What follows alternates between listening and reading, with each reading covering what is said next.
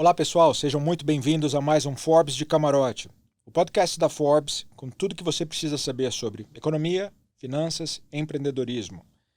É uma visão Forbes sobre os principais assuntos e temas para quem investe e para quem quer começar a investir. Ao meu lado nós temos a Cláudia Ramezoni Iso, que já é presença constante aqui nos podcasts e nos ajuda com as perguntas. Seja muito bem-vinda, Cláudia. Obrigada, Camarote. É um prazer estar aqui novamente. O nosso convidado de hoje é um grande nome do mercado financeiro, Florian Bartunek, sócio fundador e CIO, Chief Investment Officer, da Constellation. Para quem não sabe, a Constellation inclui participações de Jorge Paulo Lemann e Lone Pine Capital. Foi a primeira asset no Brasil a ter um hedge fund norte-americano como sócio. Só que Florian não veio sozinho. A gente está muito feliz de receber aqui a Carolina Bartunek, filha do Florian, e que também começa a trilhar seu caminho pelo universo de investimentos e empreendedorismo aos 17 anos de idade. Florian e Carolina, sejam muito bem-vindos. É um prazer tê-los aqui conosco no Forbes de Camarote. Camarote, muito obrigado. É um prazer estar aqui. É um sonho realizado. Pô, estou na Forbes. Pô, é um negócio chique, legal, assim. Então, jamais imaginaria lá na PUC do Rio de Janeiro que eu estaria aqui um dia. E a Carolina é um orgulho meu também e para ela também. Sim, é um prazer estar aqui. Estou muito animada também. Sejam muito bem-vindos. O prazer é todo nosso. Florian, vamos falar um pouco do seu histórico. Você é formado pela PUC do Rio de Janeiro e pela Harvard Business School. Você começou sua carreira no Banco Nacional em 1989 e no ano seguinte você foi para o Banco Pactual. Foi gestor de todos os fundos e portfólios de ações do banco, além de um portfólio segregado exclusivo para o Jorge Soros. Na Utor Investimentos, geriu investimentos de ex-controladores do Banco Garantia. Você também tem vasta experiência como professor de Value Investing pelo INSPER, foi presidente do capítulo paulista do IPO, diretor internacional da Ambid, membro do Conselho do MASP, Somos Educação, enfim, a lista é vasta. Como é que você... Eu sempre faço uma pergunta aqui que tem a ver com empreendedorismo. Com toda essa experiência como executivo, quando é que você virou a chave e falou enough is enough, agora eu vou ser um empreendedor e vou montar o meu negócio? É uma boa pergunta. Eu acho que tem duas respostas. Tem pessoas que fazem por necessidade e tem pessoas que fazem por sonho. Né? Assim, eu quero ter o meu negócio e tal. E tem pessoas que fazem por necessidade, porque tipo assim, olha, eu não estou feliz no meu emprego, aconteceu alguma coisa, eu vou ter que abrir o meu negócio. Eu, por sorte, fiz por vocação e opção. Mas eu não tinha esse negócio esse sonho grande, fazer um negócio enorme e tal. Fui fazendo, como acho que boa parte dos grandes empreendedores meio que vão fazendo, e as coisas vão acontecendo, vão dando sorte aqui, acertando ali e tal. Então, eu sempre quis ter clientes, eu sempre quis trabalhar junto com pessoas excepcionais, sabe? Assim, tem uma coisa que eu vi um dia que o sujeito falou o seguinte, olha, se você olha para a empresa e o teu chefe, você vai assim, puxa, não é exatamente a pessoa que eu almejo ser em termos de, né, onde chegou e tal, não sei o quê, então muda de empresa, né? Não é o caso do Pactual, mas eu sempre quis trabalhar com pessoas excepcionais. Então, no Pactual foi com Paulo Guedes, André Jacurski, Luiz César Fernandes e tal, depois com Jorge Paulo, e depois pensei assim, olha, eu quero tentar ter os melhores clientes do mundo, então eu vou tentar fazer o meu negócio para estar com os melhores clientes do mundo, né? Então, abri meu negócio em 2002, com muito medo de abrir o negócio. Eu não sou aquele empreendedor nato que vamos lá e tal, não sei o quê. Eu tinha medo e tal. É engraçado que eu tinha mais medo das coisas fáceis, que era, tem que abrir um escritório, tem que contratar gente e tal, né? Isso é o fácil. O mais difícil é você agregar valor para o cliente e fazer uma coisa especial. Isso acabou acontecendo mais fácil do que eu imaginava. Então, foi um pouco isso, assim. Foi meio o desejo de ter os clientes melhores e estar sempre crescendo e ter um time legal, estar perto de jovens e tal. Eu vou deixar você ficar menos preocupado com o fato de você ter sentido medo. Como empreendedor que eu sou, o medo existe. E você pode perceber que você sentiu medo no que você não dominava, que era a parte gerencial da coisa. No que você era um expert e que foi que fez você chegar onde você chegou, como gerir o dinheiro das outras pessoas, você não tinha essa preocupação. É um excelente insight mesmo. Eu nunca tinha pensado nisso. É o medo do desconhecido. É o medo do desconhecido. Carolina, a gente ouviu um pouco sobre o seu pai. Me fala um pouco. Com 17 anos, você se viu agora durante a pandemia vocacionada a começar a falar sobre um conteúdo de investimento. Como é que virou essa chave? Quanto de influência teve do seu pai nisso? Quanto foi vontade própria? Conta um pouco pra gente o que você está fazendo e como foi que você começou a fazer isso. Então vamos lá, eu acho que desde pequena, obviamente como eu tinha um exemplo em casa, eu sempre tive contato com o mercado financeiro, esse mundo de empreendedorismo, finanças.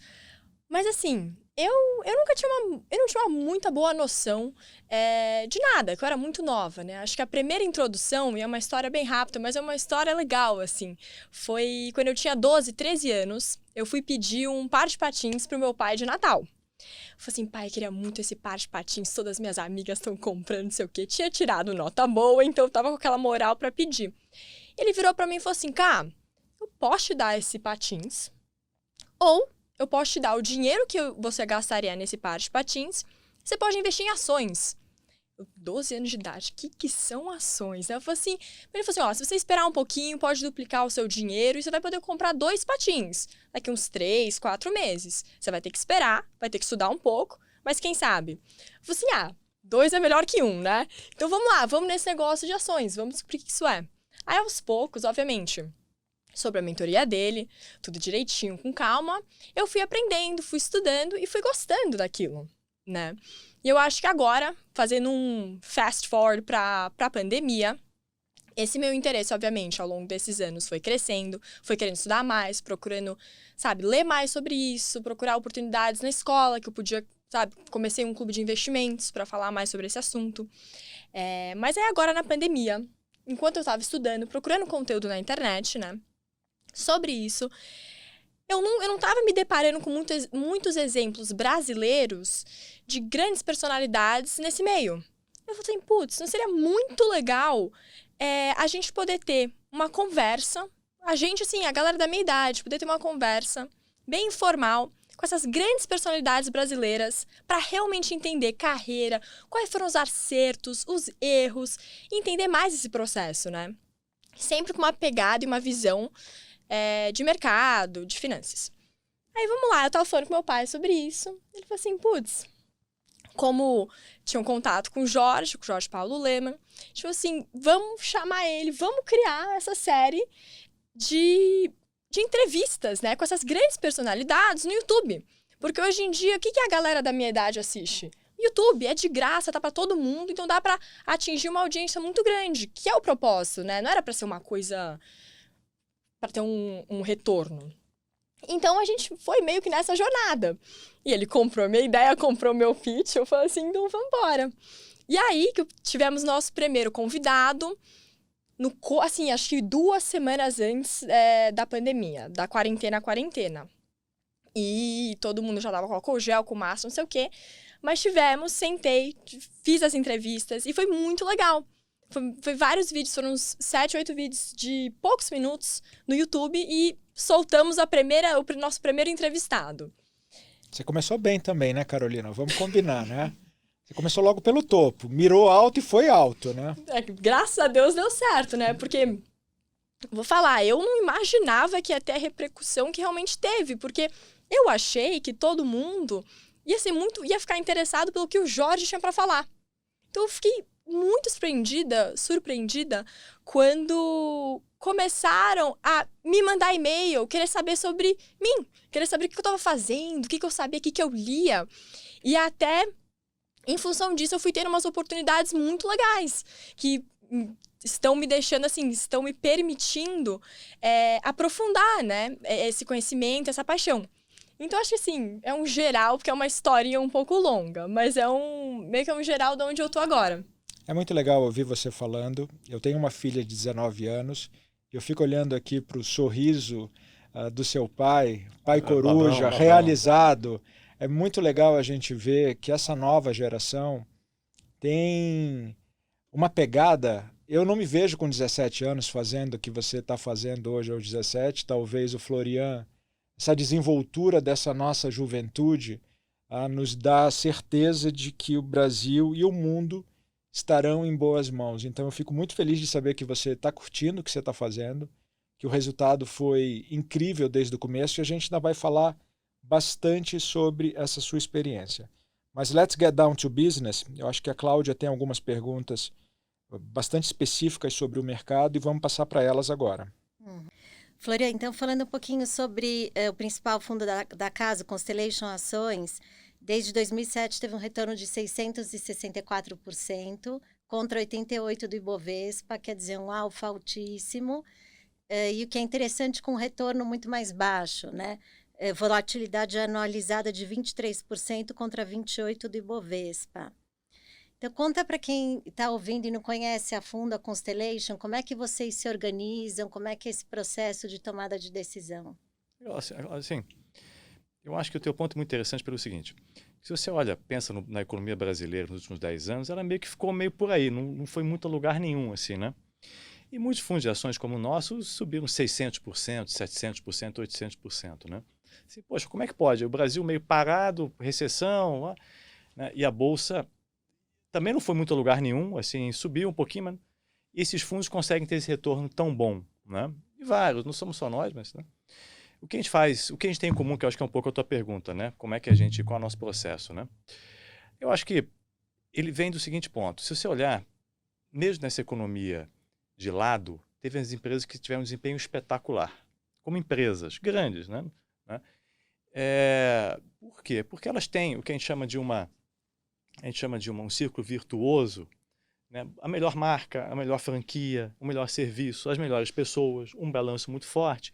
Elas vão crescendo, vão ganhando market share e vão crescendo cada vez mais, vão expandindo o seu retorno enquanto crescem. Exemplos, Natura, Raia Drogasil, Vivara, né? Localiza, né? Empresas óbvias, não estou falando que nada muito small cap, obscura, aquela empresa que o sujeito vai lá e descobre, ninguém sabe. Não, as empresas que você é cliente, né? E a Clarinha vai falar um pouco disso, essas empresas que a gente é cliente, que a gente às vezes não olha, né? Então, eu acho que a nossa história está ligada à história dessas companhias, né? E você olha, mas o Ibovespa, mas como é que então o Ibovespa não foi lugar nenhum, ou foi menos bom do que o fundo, né? Porque o Ibovespa tem várias coisas, tem Petrobras, tem Vale do Rio Doce, tem os grandes bancos, tem de tudo um pouco. Aquilo é um pouco, né, uma mistureba. E a gente vai selecionando essas companhias. Então, quem foi sócio da Raia Drogasil, quem foi sócio da Localiza, da Natura, foi muito melhor do que quem comprou o Ibovespa em geral. Então, o nosso papel, um pouco respondendo a tua pergunta, é achar essas companhias que tem esse círculo virtuoso, né? Então, a melhor marca. Então, a gente tinha lá, hoje, algumas a gente tem, hoje não tem mais. A gente tem a Vivara. Arezzo é uma marca aspiracional de calçados femininos, né? Vivara, uma marca aspiracional de joias femininas, né? Naqueles segmentos, né? Então, se você acha essas companhias tocadas por pessoas incríveis, com balanços sólidos, essas companhias isso é uma coisa muito, até um pouco, não ruim, mas até um pouco assim, negativa, de certa maneira, desafiadora do Brasil, que nas crises essas empresas ainda crescem mais, porque no Brasil, como crédito, ou tem crédito ou não tem crédito, né? Não é que tem crédito sempre, mas às vezes tem crédito, às vezes não tem, né? Essas empresas elas vão ficando mais fortes na crise. Então, essas empresas todas que eu falei estão ficando cada vez mais fortes, porque elas compram as mais fracas ou elas ganham market share. Então, nossa história está ligada a isso. É uma pesquisa dura, robusta, e atrás a gente tem os nossos jovens, sempre tem um ou dois vendedores Natura, porque e Avon, né, eles vão fazer escola, vão fazer curso no ensino superior para a gente ver a qualidade das faculdades, né? A gente mandou 2 politécnicos para fazerem Anhanguera, Croton, né? Animatal. E aí é interessantíssimo, porque eles vão lá e veem como é que é, e falam assim, para de pagar. Mas não, como é que não? Para de pagar. Aí teve uma que 2 semanas depois ligou, falou assim, olha, você parou de pagar. O que houve? A outra nunca ligou. Então, sabe assim, falou assim, poxa, você quer ser sócio da empresa que está lá olhando e liga, vem cá, você não pagou, posso te ajudar? Ou você quer ser sócio daquela que nem liga para o cliente, né? O negócio da Avon e Natura foi muito interessante. A Avon mandava atrasado, mandava com a embalagem amassada, a Natura sempre andou certinho. Hoje é a mesma coisa, as duas são iguais, mas... Então é um processo de análise robusta, profunda, barriga no balcão. Hoje em dia a gente faz mais isso, mas a gente ia lá, contava a sacola da Renner da Riachuelo no shopping. Assim, olha, tem mais Renner do que Riachuelo.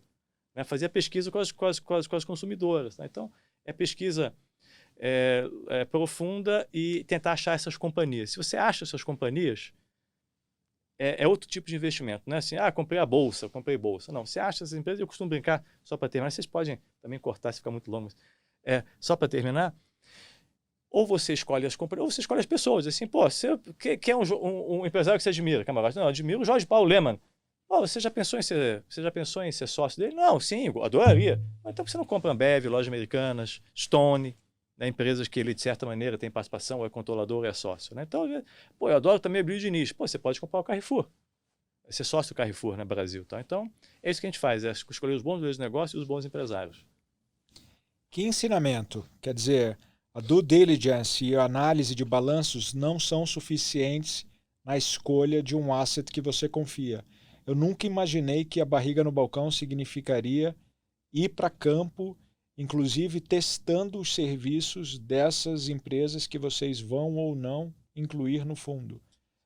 Essa inteligência por trás de pedir que um estudante pare de pagar a mensalidade para entender como aquela universidade reage é fenomenal. Eu nunca imaginei que fosse nesse grau de detalhe. E aí começa a ficar claro o porquê do sucesso do fundo com essa rentabilidade fantástica nesses anos.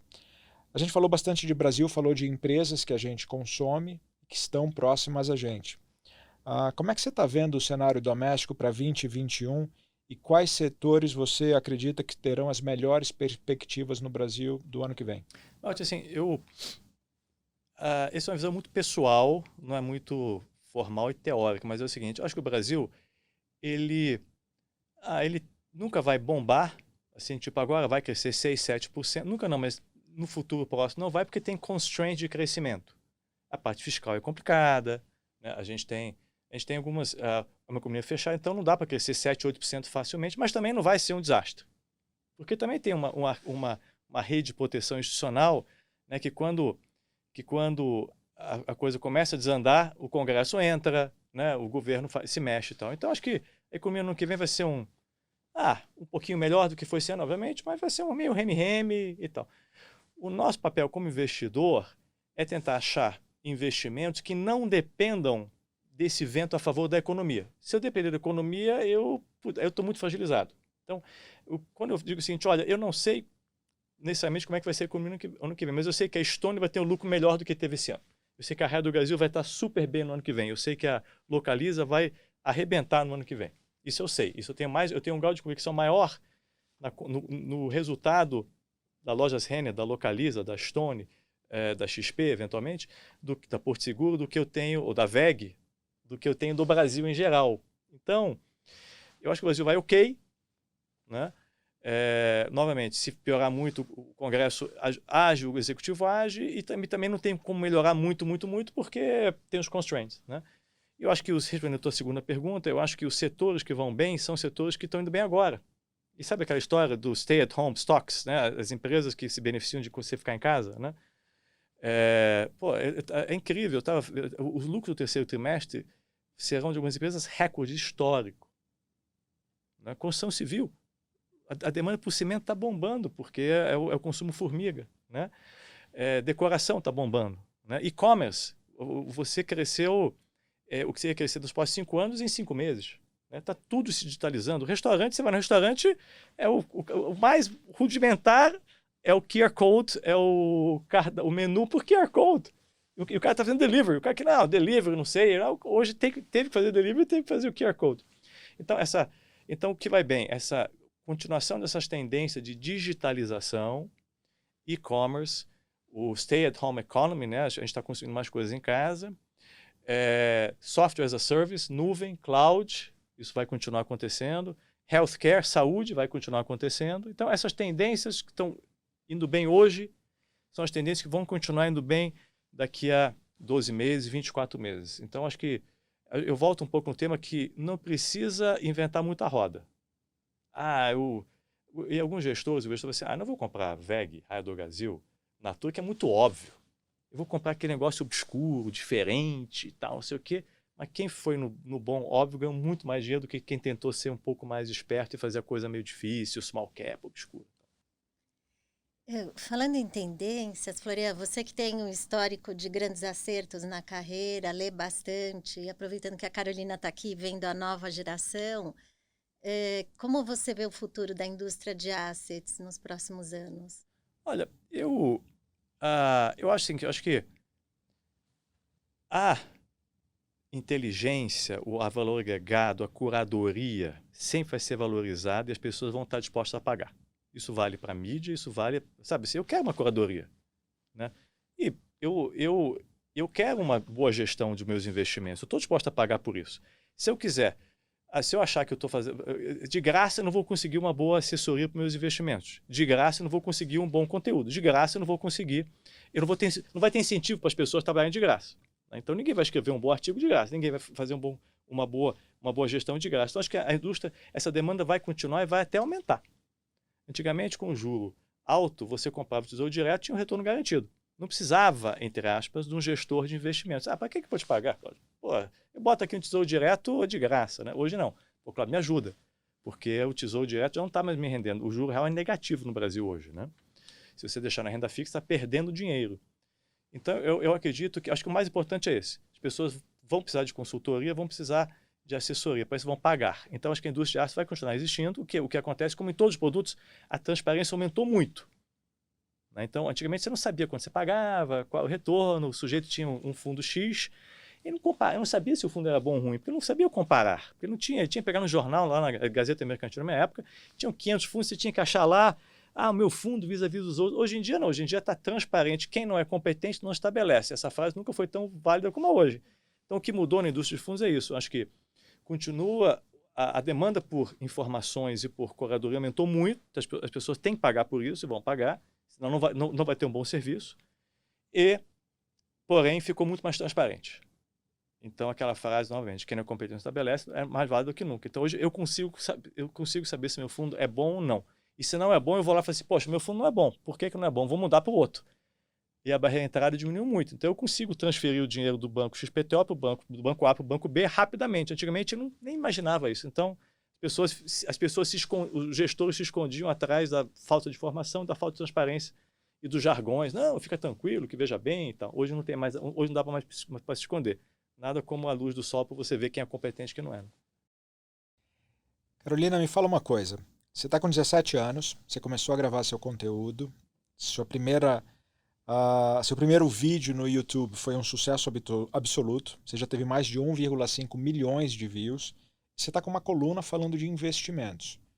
Como é que você escolhe esse conteúdo e como é que está sendo essa experiência de você poder passar para outras pessoas da sua faixa etária os ensinamentos que você recebeu dentro de casa e que você já coloca em prática desde a época que você quis comprar o seu primeiro patins e começou a descobrir o que eram ações?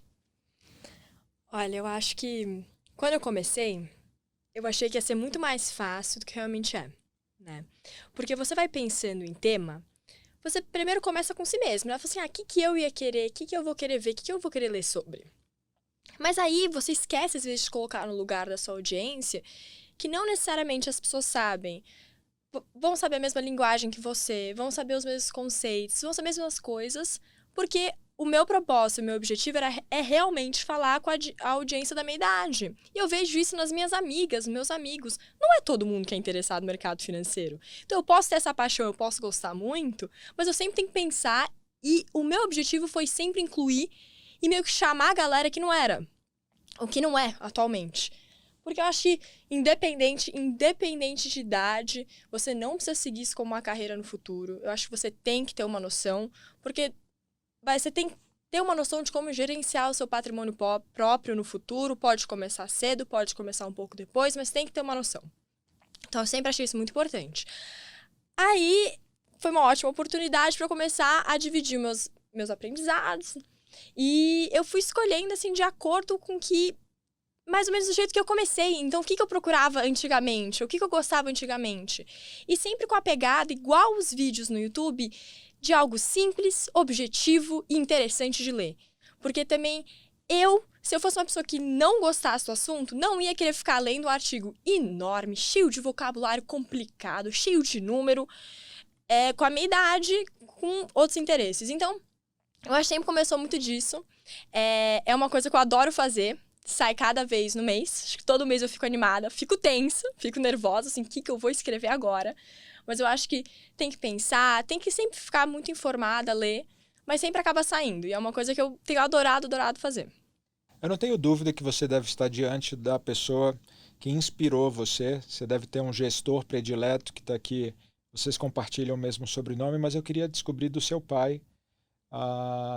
Ele estava falando que ele não segue essa política de algumas pessoas que estão sempre procurando o obscuro, uma small caps. Ele vai nas empresas reconhecidamente confiáveis, que têm história, que têm trajetória, um track record. E com base nisso, quem é o seu gestor e inspiração? Em quem você se inspira, Florian?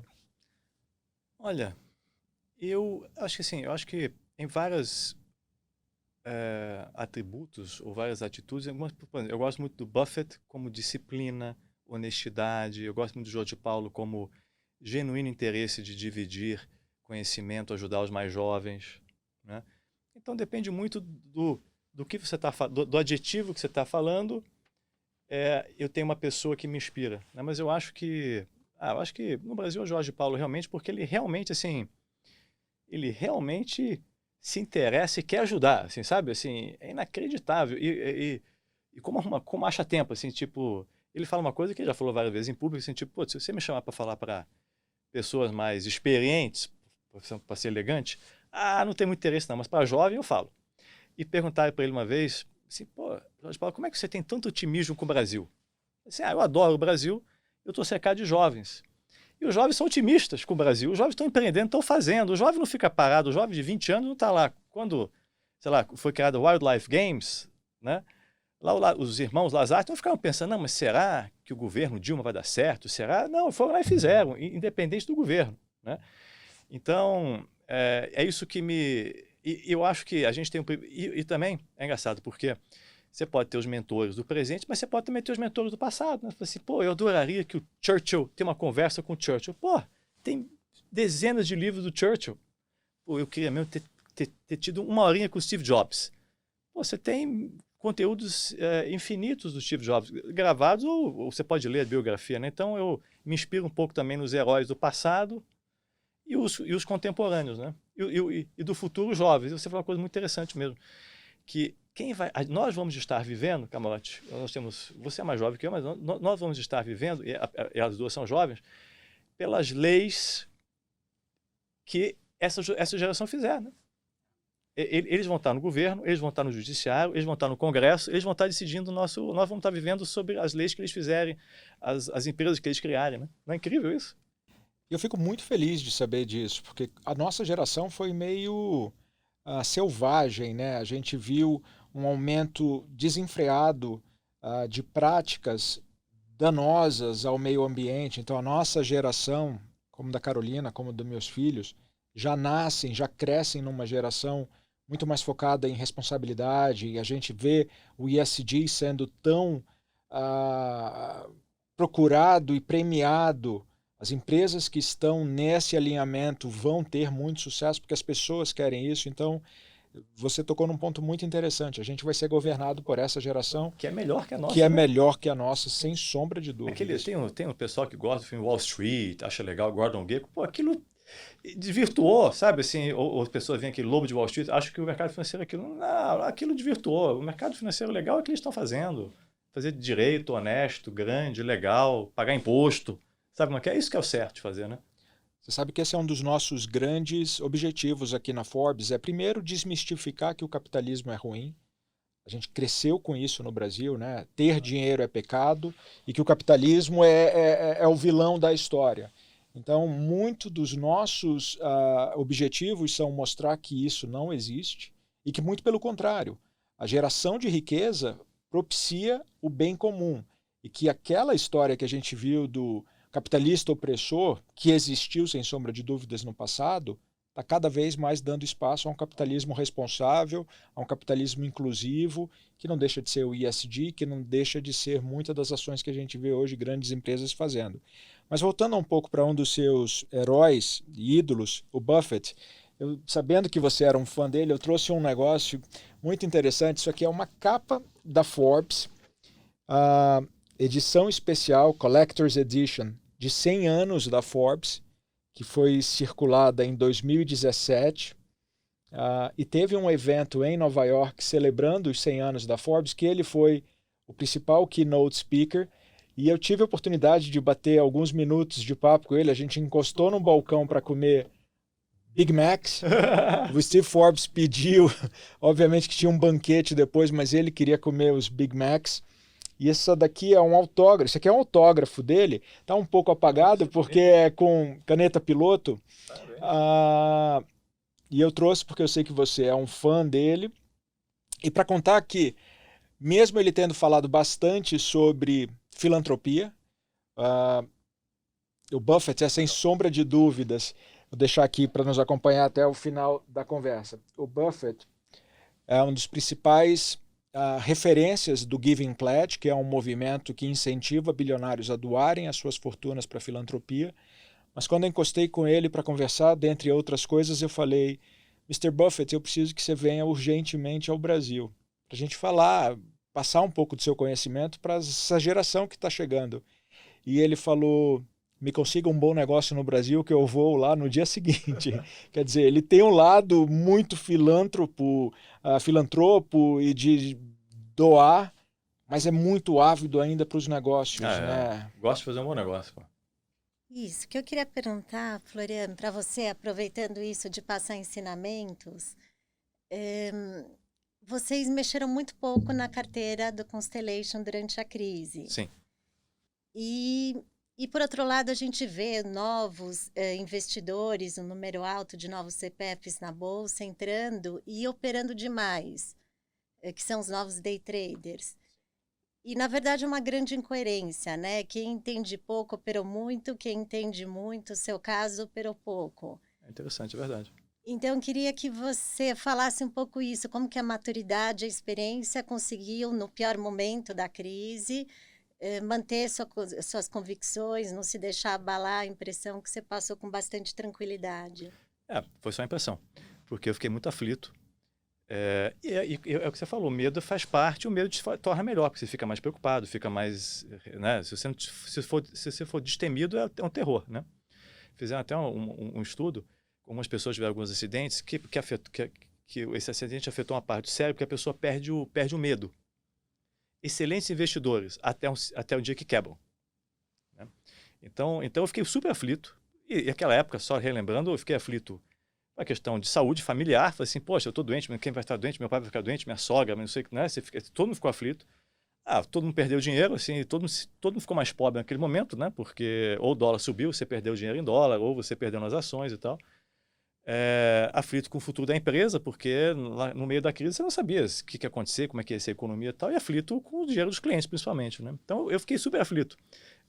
Se eu mantive a calma, foi meio assim para deixar o time calmo, tranquilo, tal, fiquem tranquilos, tal, mas eu fiquei bastante aflito. Eu acho que o que aconteceu naquele momento, no meu caso, foi, sabe aquele ensinamento? Não há mal que sempre dure, nem bem que nunca se acabe, né? Ou aquela frase, 90% das coisas ruins que eu achei que fosse acontecer comigo não aconteceram. Eu me preocupei à toa, fiquei lá, perdi uma noite de sono, não vou lá, e não aconteceu, né? Então, mas o principal foi ter um portfólio preparado para uma crise. Não é que eu sabia que a crise aconteceu, não tinha a menor ideia, né?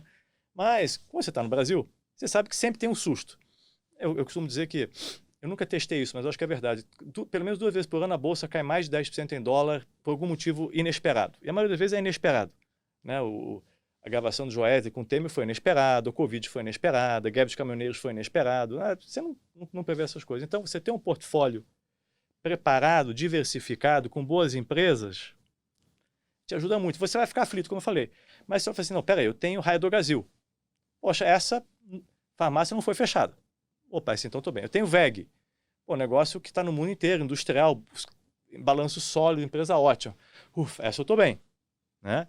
Eu tenho, sei lá, empresa de energia elétrica. Essas estão bem. O consumo cai um pouco, mas não vai cair tanto quanto, sei lá, cai com turismo. A gente não tinha nada de turismo, não tinha nada de hotéis, né?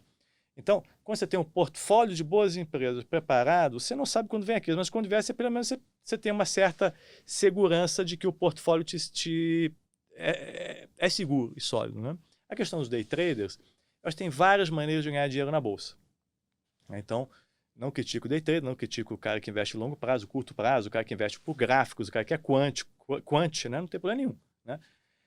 Historicamente, as grandes fortunas, e está aqui o Buffett do nosso lado, né, foram construídas no longo prazo. Né, assim, os bilionários da Forbes, que se tornaram bilionários investindo em ações, não tem 30 anos, não tem 22, não tem bilionário que fez a fortuna em ações que começou com 22 anos.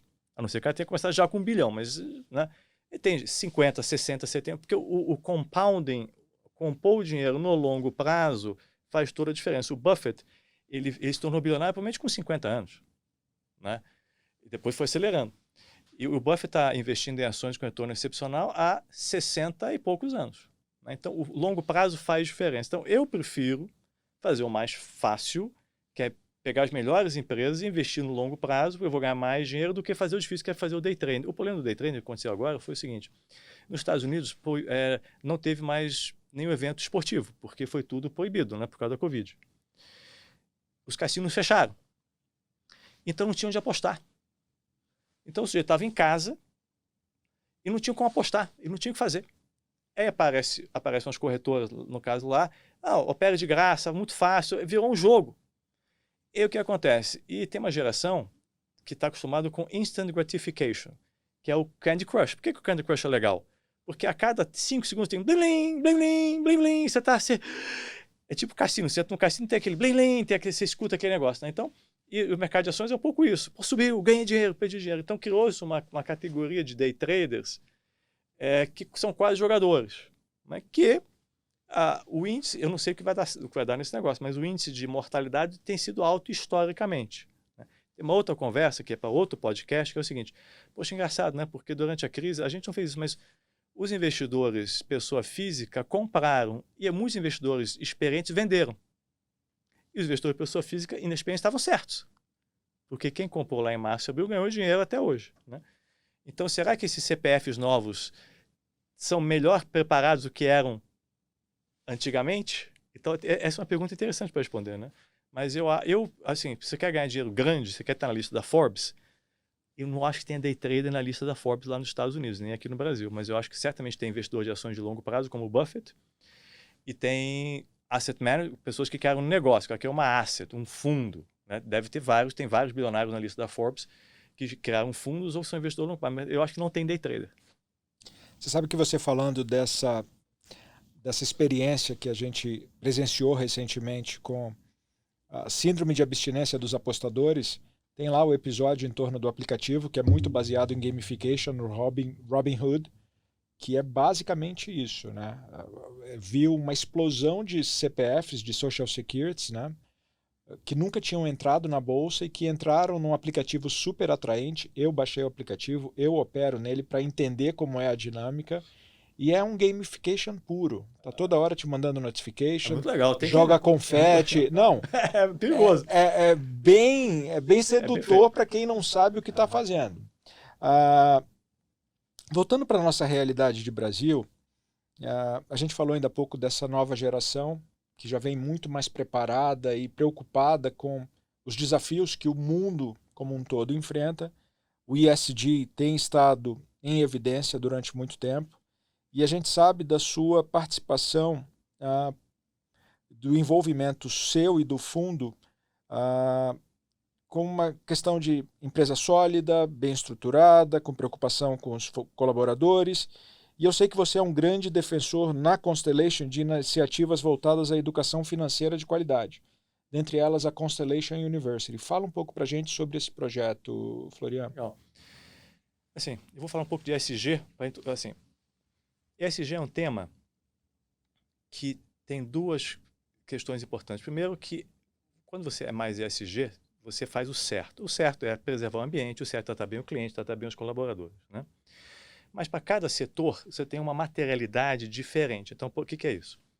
Para o setor, para a mineração, a parte ambiental é o importante do ESG. Para o Itaú, o ambiental já não é a prioridade número 1. Né? O importante é a educação financeira, você não ter as pessoas quebrando, se endividando muito. Então, cada setor tem a sua materialidade, tem o seu item que é mais importante. Para a Petrobras, claramente, emissão de carbono é mais importante que a educação financeira. Né? No nosso caso, que nós somos uma empresa de serviços financeiros, a educação financeira é o mais importante.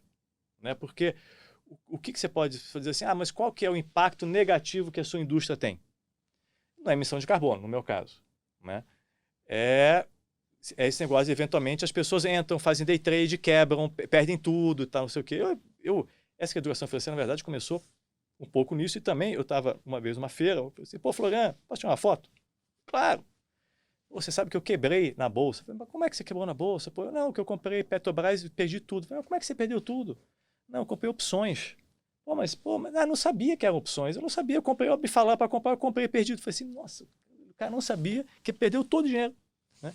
Pô, tem que ajudar. Então, no nosso caso, a materialidade para nós é a educação financeira, é evitar que as pessoas quebrem na bolsa, né? Então, a gente investiu na Constellation University por isso, né?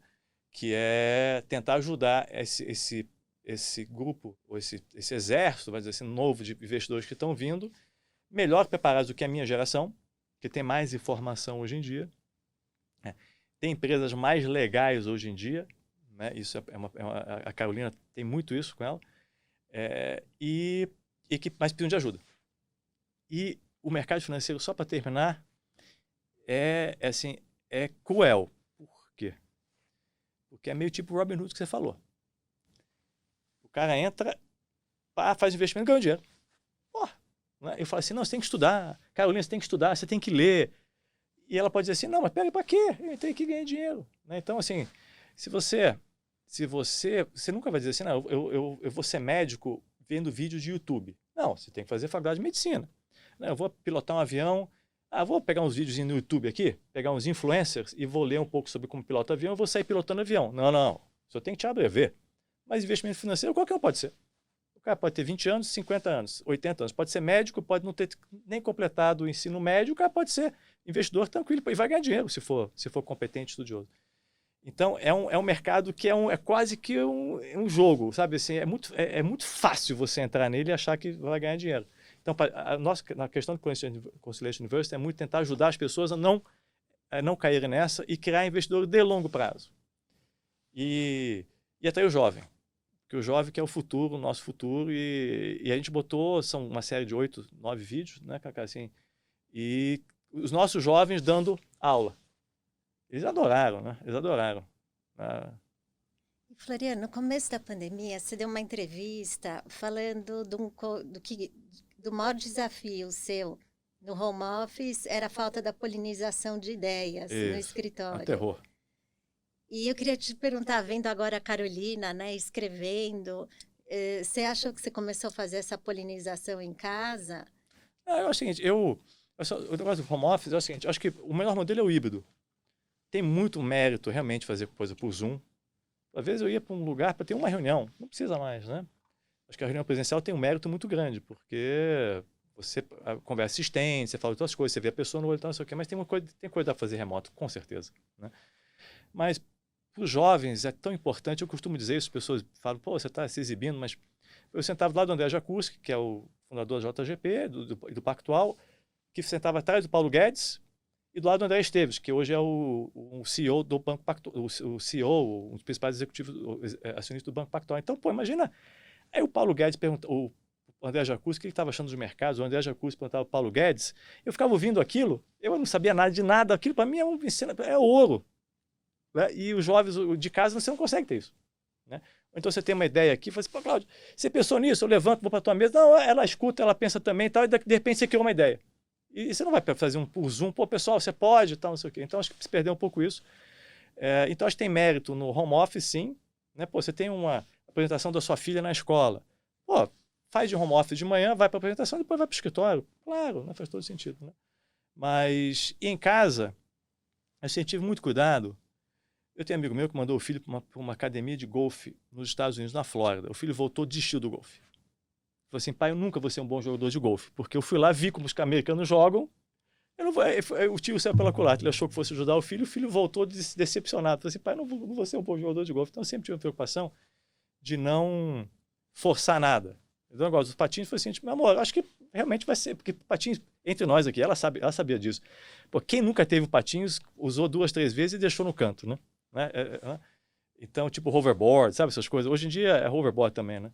Então, a preocupação sempre foi tentar ajudar, mas sem empurrar demais para não criar uma reação contrária. E como ela falou muito bem, assim, se você é empresário, empreendedor, você pode ser dono de restaurante, você pode ser gerente de marketing, você pode ser dono de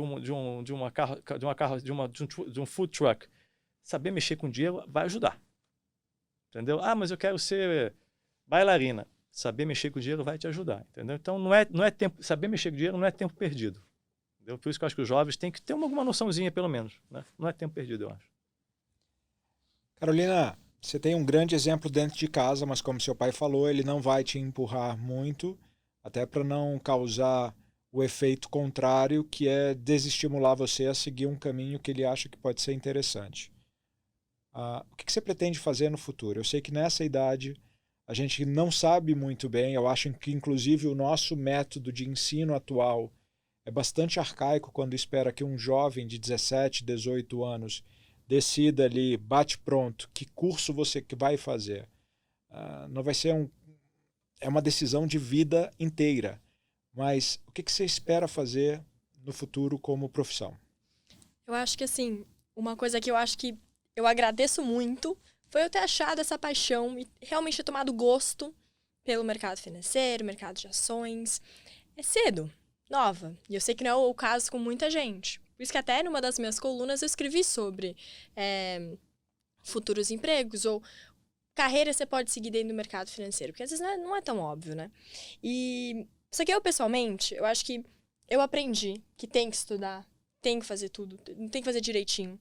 Que assim, você tem que achar aquele perfeito equilíbrio entre começar, aprender, sentir na pele e também ter o estudo, ler, buscar recursos legais, bons, de boa qualidade. E com isso, assim, eu pretendo entrar no mercado financeiro. Assim, hoje eu pretendo entrar no mercado financeiro, pretendo cursar economia, mas pelo sentido, mais pela função de me dar uma boa base no futuro. Eu não consigo te falar agora que eu vou querer entrar em tal banco, fazer tal coisa, sentar no escritório, ficar, sei lá, bater ponto 7 às 9 horas da noite, ficar até tarde, isso aqui. Eu não consigo te falar isso agora. Porque, sendo bem honesta, eu acho que eu nem quero me limitar muito a isso, porque é o que vocês falaram muito dessa geração. Eu acho que tem tanta coisa nova acontecendo. Vão ter empregos e carreiras que a gente nem pensa em ver agora, daqui uns 10 anos, que eu acho que talvez tem chance de eu estar fazendo alguma coisa que a gente nem sabe que existe agora. E isso me anima muito. Eu acho que o que eu procuro agora para minha educação e o meu futuro é realmente ter uma boa base, saber os básicos e, assim, se Deus quiser, entrar no mercado financeiro e ir por esse caminho. Mas eu não consigo te falar agora que é YZ, etc, etc. Temos uma sucessão à vista aí, Floriano? Assim, eu estou sendo bem sincero mesmo. Acho que tem várias maneiras de ser feliz, né? E o mundo é tão dinâmico. É tão bom ser jovem, né? Poder ter escolhas, né? Assim, eu acho que ela tem que seguir o caminho dela e ser feliz. E ser feliz, já dizia Armando Nogueira, é muito fácil ser feliz, basta achar que é, né? Então, assim, deixa ela seguir o caminho dela e eu não sei como é que vai ser, respondendo a tua pergunta do mercado de assets, uma coisa assim, eu vou ser bem sincero com vocês, eu tenho vários amigos empresários, de empresas familiares, e assim, uma boa parte tem um melindre, desculpa a palavra, mas assim, tipo, não são felizes, porque às vezes são os contingentes da vida, o pai faleceu, tiveram que assumir a empresa pela família, é um sacrifício que tem que ser feito, mas muitos, assim, não puderam seguir o seu próprio caminho. E o Eli Horn fala muito isso. Seu Eli, por que o senhor não doa o dinheiro para os seus filhos? Por que o senhor fala assim, não, eu vou tirar o prazer e a alegria dos meus filhos de construírem a sua própria carreira, de terem ganho. Pô, a gente ficou tão feliz quando você ganhou o seu primeiro R$1.000, R$2.000, eu vou tirar isso dele, sabe? Assim, tipo, né? Então, assim, eu acho que tem que seguir o caminho dela e ela vai seguir o caminho dela. Ela é articulada e inteligente o suficiente para seguir o caminho dela e ser feliz. E é isso, entendeu? E chega uma hora também que tem que soltar, né? Solte e seja o que Deus quiser. Muito bom. E falando de juventude, falando de juventude e de contratação de talentos, como é que funciona quando vocês vão prospectar novos talentos para se juntarem à Constellation? Que tipo de característica principal você busca em um profissional que está querendo juntar-se ao time de vocês? Gente, eu acho que a primeira coisa é que você deveria ser o local onde o jovem aspira a trabalhar. Então, assim, pô, eu quero trabalhar em mídia. Eu quero ir para a Forbes. É meu sonho. Eu quero trabalhar no mercado financeiro. Pô, eu quero que seja a Constellation. Então, isso ajuda muito, né? Esse é o primeiro ponto. Como é que você consegue isso? Eu acho que é você criando um ambiente para o jovem de respeito e de educação, de que ele realmente está aprendendo. É óbvio, não é tão óbvio assim, né? E tem lugares que as pessoas, sabe, no mercado financeiro mudou muito, melhorou muito, mas que não eram tão bem tratados assim, sabe? Tipo, você é estagiário, vai lá pegar comida. Era maltratado, sabe? Segundo, pô, tem que treinar. Joga o cara aí, deixa ele se virar. Se ele se virar, ele fica. Se não se virar, vai embora. Entendeu? Então, se você cria um ambiente onde o jovem sente que ele realmente, você se preocupa com o desenvolvimento dele, tem que ser genuíno, que ele é respeitado, a opinião dele é respeitada, ele participa das coisas, isso se espalha pelas faculdades, porque ele volta assim, pô, eu estou na Constellation, o que você fez? Não, hoje eu tive uma reunião com o Jorge Paulo Lemann. Como é que não? Porque me chamaram, tá? Hoje eu tive uma reunião, hoje eu fui na Natura, falei com o presidente da Natura, tal. Entendeu? Isso cria uma marca empregadora, por falta de palavra melhor, dentro das faculdades, tem que ser o genuíno e honesto, obviamente, que você acaba tendo os melhores talentos, né? É bom, mas não é suficiente. Você tem que atrair aquele, assim, sabe aquela na tua turma, the most likely one to succeed? Assim, pô, quem é a pessoa, olha o machismo, eu ia falar quem é o cara, hein? Olha como o mundo está mudando, né? Mas aí é uma gíria, não, não tem a ver com machismo, com gender, né? Não tem a ver com gender. Quem é a pessoa que você mais admira, né? Que você acha que vai mais dar certo na tua turma? Aquela pessoa que eu queria que fosse para a Constellation, sabe? E aí, então, você tem que ter uma marca empregadora, no sentido de que as pessoas almejam trabalhar lá. E tem que estar indo cada vez mais cedo. Tem que estar cada vez mais cedo, assim, tipo, tem que 16, 15, porque pegar aqueles talentos ali que tem um brilho no olho. Só para responder a tua pergunta, que eu dei uma volta, mas acho que a pessoa tem que ser curiosa, tem que ter atitude, como a Carolina falou assim, você não sabe muita coisa, sabe, assim, tipo, não tem muito conhecimento. O que precisa ter atitude, querer fazer com excelência, querer fazer bem feito, ter boas notas. Eu recebo muita gente lá, e como é que é a tua nota? O cara, não, a nota, sei lá, 6. Pô, mas é baixa, hein? Não, aqui tem umas matérias que eu não gosto muito, que eu não levo muito. Não, matéria de finanças eu gosto. Mas, pô, se a pessoa não é muito esforçada na faculdade, é um sinal, né? Desculpa, mas, pô, se você não tem nota muito boa na faculdade, quem diz que você vai se esforçar aqui, né? Então, a gente olha a nota, a gente olha a leitura. Então, hoje em dia não tem porque o cara não chegar numa entrevista sem saber o que é a Constellation, né? Assim, pelo menos o cara tinha que entrar um pouquinho na internet. Às vezes o cara nem sabe o que é. Né? Eu entrevistei um garoto, devia ter 17 anos, já tinha lido 100 livros de finanças. Uau! Eu falei assim, me fala alguns. Ele falou mesmo, aqui, tá bom. Né? Eu era diferente da Carolina. Eu comecei a me interessar por investimento, sei lá, com 20 e poucos anos. Eu não li a Forbes quando eu era, sabe, no berço. Meu pai me deu a Forbes para ler no berço. Sabe como é que é essas coisas assim? Eu não tinha a camiseta de Harvard do Warren Buffett quando eu era moleque. Meu pai não me dava isso. Eu caí por acaso. E sempre tem tempo. Essa é outra mensagem importante também. Não é aquele negócio assim, puxa, mas eu não nasci lendo, eu não cresci lendo a Forbes. Não tem problema. Você acha a sua paixão depois. Então, é um pouco isso. É paixão, é vontade. Porque o trabalho a gente ensina na Constellation. Não precisa vir sabendo, mas a pessoa tem que ter a garra, a vontade de fazer e querer. E isso faz toda a diferença. E se relacionar bem com as pessoas e tal. E se souber programar hoje em dia, ajuda. Eu gostei do que eu ouvi. Se tiver uma vaga 45 mais lá, me avisa que eu vou aplicar, a gente vai. Outra coisa importante, desculpa, só mais um ponto que eu acho que é importante. A gente precisa aumentar a diversidade na companhia. Vou dar um exemplo prático para não achar que é marketing. A gente foi analisar o Grupo Mateus e a Van. A Van acabou não fazendo o IPO agora, talvez faça no futuro, e o Mateus fez. Pô, não tinha ninguém que tinha ido numa loja Van ou da Mateus na Constellation. Na Renner tá cheio, no Shopping Guatemi tá cheio de gente que vai. Mas vamos também dar um desconto, né? Eles não estão aqui nos grandes centros, não, né? Eles estão... A Van e Mateus estão meio na periferia dos grandes centros, é verdade. Mas a gente precisa de um pouco mais de diversidade. E diversidade não é questão de gênero, raça só, é questão de experiência de vida. Porque é tudo igual. As As pessoas pensam meio igual, porque o que acontece? Você contrata nas mesmas faculdades, as mesmas pessoas muito parecidas com você, né? Que dá conforto. Então, tem uma história, eu estou falando muito, vocês podem cortar o que vocês acharem melhor depois. A gente está aqui para conversar. Tem uma história que eu estava falando com um amigo meu, que é o Chief Innovation Officer Global de uma das maiores empresas do mundo de consumer goods. Não é a Kraft nem a BI. Ele falou assim, pô, Flores, você sabe que nos Estados Unidos, mais da metade dos meus clientes são mulheres.